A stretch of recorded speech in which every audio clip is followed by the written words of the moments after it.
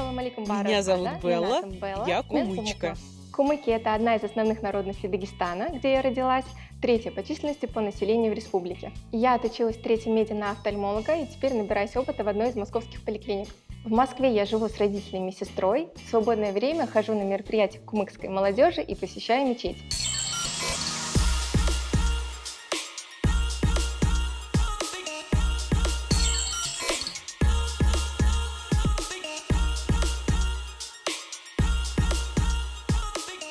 Итак, я врач-офтальмолог, работаю в московской поликлинике. Начала свою трудовую деятельность сразу после ординатуры. В самом начале поликлиника была абсолютно без ремонта, а теперь посмотрите, какая красота. Теперь здесь находится одно удовольствие как для врача, так и для пациента.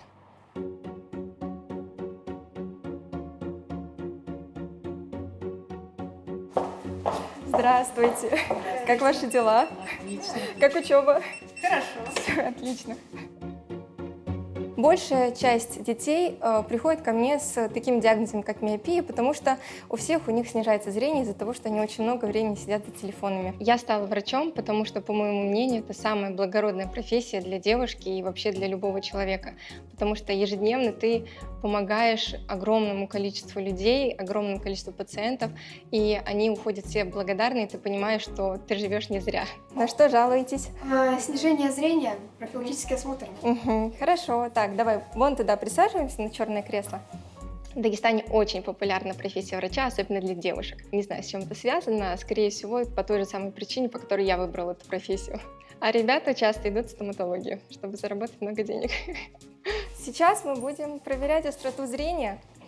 Закрываем левый глазик. Так, и смотрим на проекцию. Так, буковку видишь? Вижу Н, К, И, Ага. Ш. Отлично. Очень часто пациенты заходят ко мне в кабинет, оглядываются и ищут таблицу. Но после реконструкции у нас таблицы нет, у нас есть специальный проектор знаков, который проецирует знаки прямо на стенку. После ремонта у нас достаточно много нового оборудования. Про проектор знаков мы уже говорили. Дальше здесь из новой аппаратуры это авторефрактометр. Он измеряет рефракцию глаза, это минусы, плюсы, если по-простому.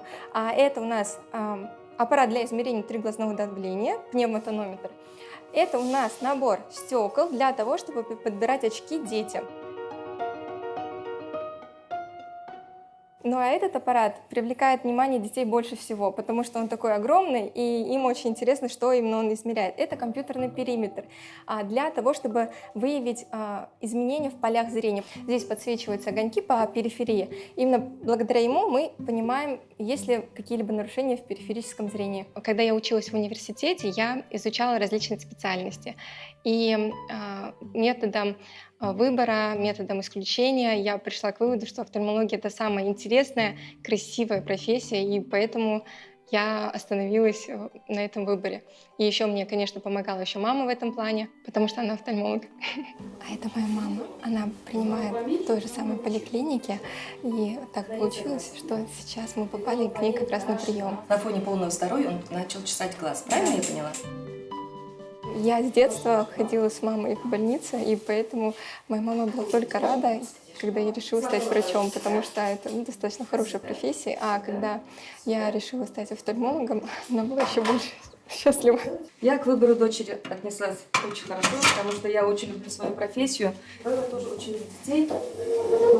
И поэтому спасибо, мама. Ты была моим хорошим наставником, как в принципе и по жизни.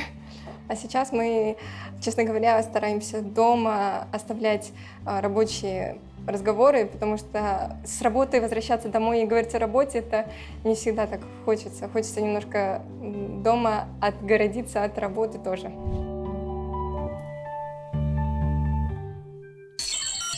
Три слова на кумыкском языке.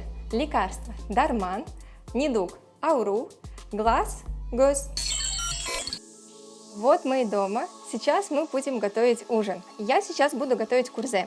Для того, чтобы получилось курзе, нужно хорошо раскатанное тесто, где-то в 2 мм толщиной, и мясо. Курзе является одним из основных блюд кумыкской кухни, и курзе достаточно вариабельно по начинке. Там бывает мясо, творог, картошка и даже яйцо.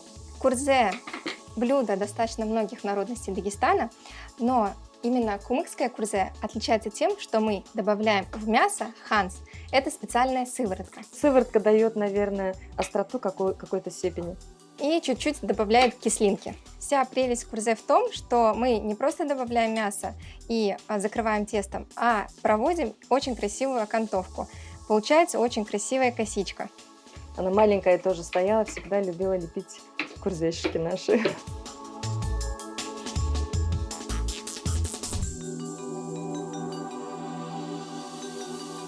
А сейчас мы будем готовить еще одно кумыкское блюдо, которое называется кавах чуду. Это чуду с добавлением тыквы.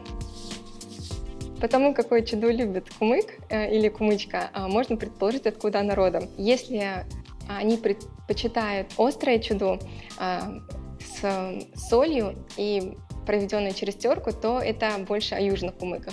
А северные кумыки, к которым отношусь я, мы больше предпочитаем сладкое чуду. И из него делают пюре, и, соответственно, это совсем абсолютно другой вкус. Все у нас теперь готово. К нашему столу присоединилась моя тетя, и мы начнем нашу трапезу. По старшинству я вначале накладываю курзе моей тете. Важный момент. Я не просто передаю тарелку тете, а накладываю ей в тарелку. Потом накладываю все маме, и только потом начинаю кушать сама.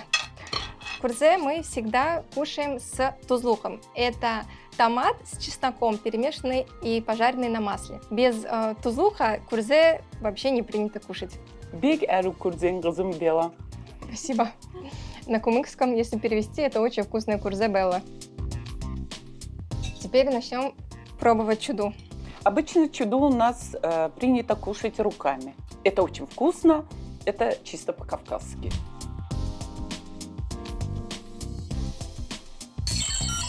Три слова на кумыкском языке. Дом, үй, любовь, сую, семья, ахлю. Заодно покажу, что есть у нас дома из кумыкского. Это яхсай тастар. Это самый важный платок для кумычек. И его надевают на все возможные мероприятия. Он плетен из шелковых нитей, и на его плетение уходит больше 1 месяца. Здесь всегда бывает свой собственный орнамент, который очень сложно повторить. А еще дома у меня есть кумыкский флаг. Он из себя представляет гребни, которые означают реки, вдоль которых были поселения кумыкских народов. Такие реки, как Сулак, Терек, Улучай. Соответственно, название Умухлар. А оттенок голубой – это цвет неба, это древнетюркский символ. А звезды – это мы, кумыки. Это парк Тропарева. Он находится рядом с моим университетом, который я заканчивала, РНИМУ имени Пирогова. Поэтому в свои студенческие годы я достаточно часто сюда приходила.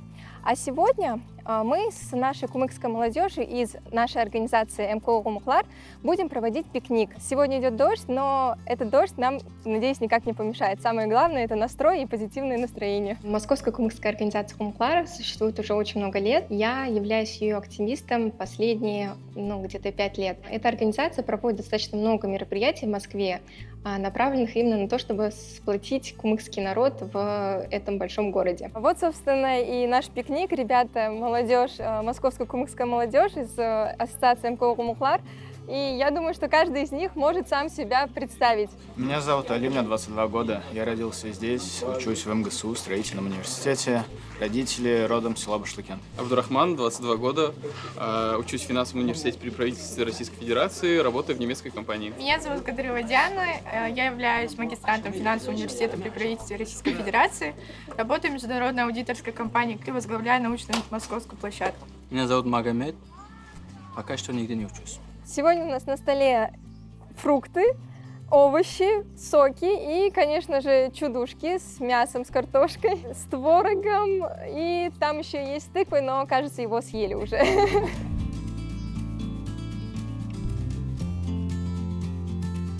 На самом деле наша кумыкская организация достаточно долго существует, и очень много пар собралось благодаря этой организации. Парни находили себе жен и уже сформировали семьи, их, наверное, штук минимум 6, и достаточно счастливо живут. по сей день. Пусть так и будет. Ребят, у нас так не принято, у нас пары не находят. Таких. Находят? Не находят, давайте будем Находят, посерьезнее. факт, я говорю. Я факт говорю. У нас все через родителей. И наш главный претендент Аташка. Поприветствуем жениха. Аташка давно в поисках. Помогите, пожалуйста. Пусть он не пишет нам, а пишет девушке. А сейчас мы споем нашу национальную песню. Чığır karşılardan arasam görünmesin ya yüreğim yarasam şularlıkta beni kurban et aman.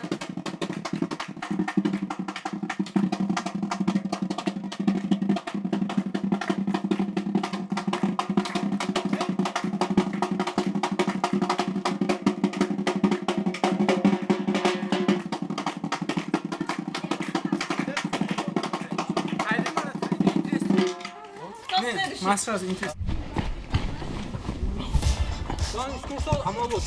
Несмотря на дождь, мы играем в волейбол.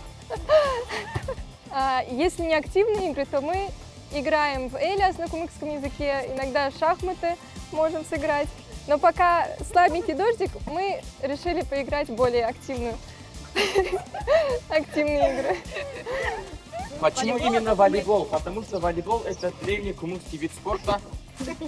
И издавна у Биаули первым начали. Еще мой прадед сказал, ты будешь играть в волейбол. Сейчас римляне в гробу перевернулись.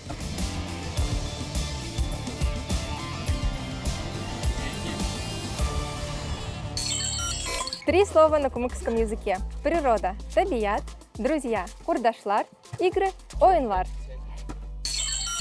Я ношу и обычные вещи, которые носят все, но также традиционные кумыкские наряды. Я знаю в Москве шоурум, где можно их найти, а находится он в Донском районе. Белла, мы с тобой находимся в самом большом шоуруме в Москве, именно кавказская одежда. Здесь показана только часть. Вот есть более богатые, грубо говоря, из велюра шились платья, есть национальные вот такого типа вырезки, и вот есть наподобие кумыкского, могла бы я тебе предложить вот такое. Ой, отлично. Посмотри, свадебное, праздничное, думаю, смотрелось бы очень круто и классно. Основная часть, это внутреннее платье, оно могло бы чуть быть приталенным, а также вот сверху накидка. Внутреннее платье, в принципе, женщина могла находиться в доме без мужчин, и среди женщин как бы, находиться в нем без накидки.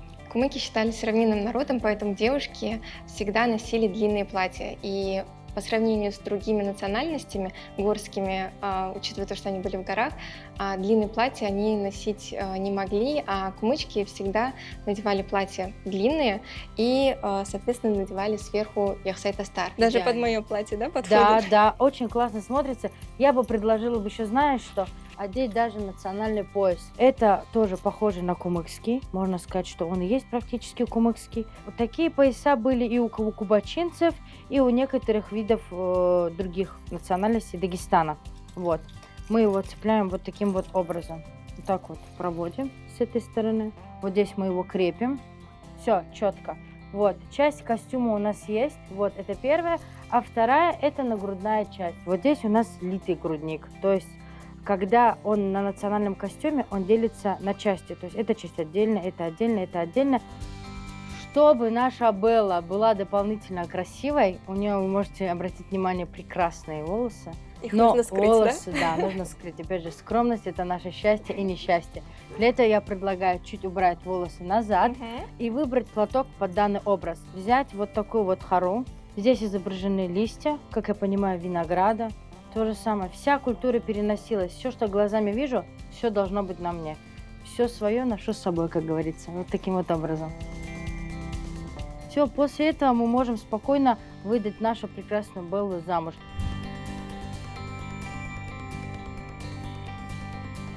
Марьям, я все-таки хочу попробовать надеть наше национальное белое платье тоже. Давай наденем его. Давайте, просто одевай. Чаще всего кумыкские платья бывали белого цвета. И там оттенки белого, скажем так, серо-белый, снизу чуть потемнее, сверху более белый оттенок. Скорее всего, это как символ чистоты считалось, поэтому белый оттенок преобладал. Особенность данного платья в чем заключается? не то, что их две части, а то, что платье всегда стабильно украшалось тесьмой.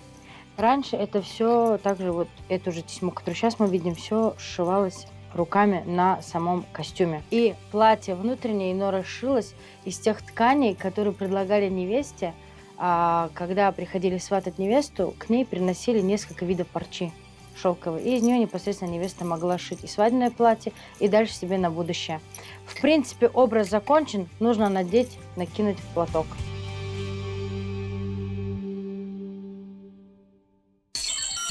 Три слова на кумыкском. Платок, яулук, одежда, опрак, красота, арюлюк. И еще один мой друг занимается танцами. У него есть своя школа в Москве, где он преподает кумыкскую лезгинку. Она находится на Щелковском шоссе. И я уже опаздываю.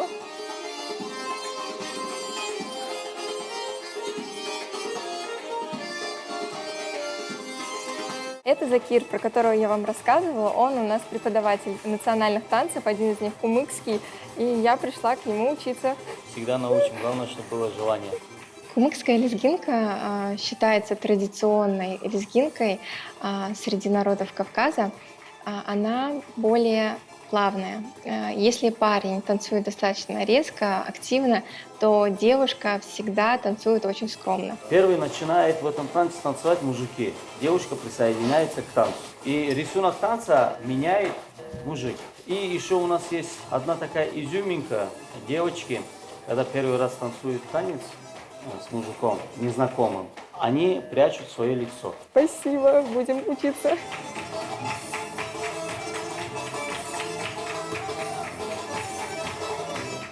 Давайте начнем тогда с первого движения. Давайте. Мы пойдем влево. Вот. Оно начинается, получается, мы поднимаем руки. Левую руку мы заводим перед собой, а правую руку поднимаем в бок. Кумыки танцуют чаще всего на свадьбах. У кумыков есть очень интересный обычай, который называется суйдум-таяк. На свадьбах это такая палка, очень красиво украшенная. И суйдум-таяк передается из рук в руки. Это как бы вначале начинает парень, передает его девушке, потом эта девушка может приглашать другого парня с помощью передачи именно вот этой красивой суйдум-таяк палки. Таким образом, как бы постоянно кто-то танцует на свадьбе. Сейчас мы будем танцевать танец, а перед этим девочки мне предоставили костюм. Похоже, мы видели с вами в шоу-руме. Я не смогла отказаться его надеть, потому что он прелестный. А по поводу мужского костюма нам расскажет Закир. Мужской костюм у нас состоит из папахи, рубашка, черкеска. У черкески имеются газыри. Раньше горцы здесь хранили порох. И ичиги. Кумыкским этот костюм делает коричневый цвет. Раньше все практически одевали коричневый цвет. Ну что, станцуем? Танцуем. Давай. Попробуй, Давайте посмотрим, станцуем. чему ты научилась у нас.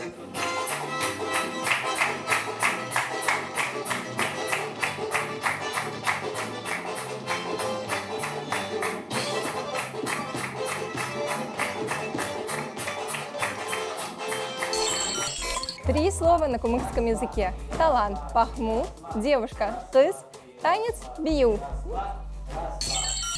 Ну и, конечно, я посещаю мечеть. Это очень важная часть моей жизни. Сейчас я иду в мечеть на улице Минская, которая известна не меньше, чем мечети на проспекте Мира и на Большой Татарской. Каждый мусульманин молится в сторону священного города Мекки. Во всех мечетях, когда вы заходите, вы можете обратить внимание на ковры. Они всегда указывают путь, сторону, в которую нужно молиться. Девушка должна полностью покрывать свое тело. Может быть открыто только лицо, кисти рук и все. Ступни тоже нежелательно, чтобы были видны. У нас семья достаточно религиозная, и, соответственно, когда приходит период научиться читать, и в этом плане помогают абсолютно все из наших родственников. И когда я начинала читать намаз, мне вначале помогла мама, а потом в дальнейшем уже и другие родственники тоже подталкивали по всем азам. Мусульманин может читать дуа, даже находясь дома, но мы все равно посещаем мечеть постоянно для того, чтобы духовно насытиться. Москву я очень люблю за возможности, которые предоставляет огромный город. В дальнейшем я планирую жить здесь, завести семью и продолжить сохранять свои кумыкские обычаи, традиции, которые закладывает в меня моя семья.